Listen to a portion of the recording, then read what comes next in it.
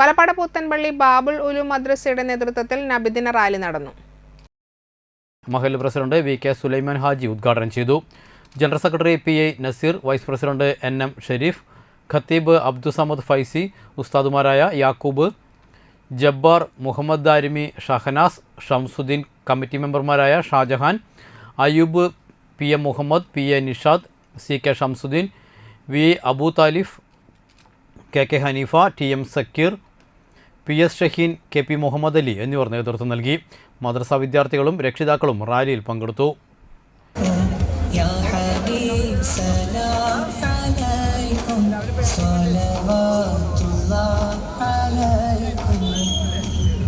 രണഭൂമികളിൽ നിലം ചിന്തിക്കാൻ ആൺകുട്ടികളും ചുടുമണലിൽ കുഴിച്ചുമൂടാൻ പെൺകുട്ടികളും വിധിക്കപ്പെട്ട ജാഹിലീയത്തിന്റെ കെട്ടകാലത്തെ മനുഷ്യത്വത്തിന്റെ മഹിമ കൊണ്ട് വിജയിച്ച ഉലകപരിപാലകന്റെ ഉത്തമ സൃഷ്ടി നബിയ മുഹമ്മദ് സല്ലല്ലാഹു അലൈഹി വസല്ലമ തങ്ങളുടെ 1499 ജന്മദിനത്തോടനുബന്ധിച്ച് പ്രവാചക പ്രേമത്തിന്റെ തേനൂറുന്ന ഭാഷയ്ക്ക് ഇമ്പമാർന്ന ഈണം നൽകി ബാബുൽ ഉലൂം മദ്രസയുടെ കരങ്ങളിലൂടെ കാലാന്തരങ്ങളിൽ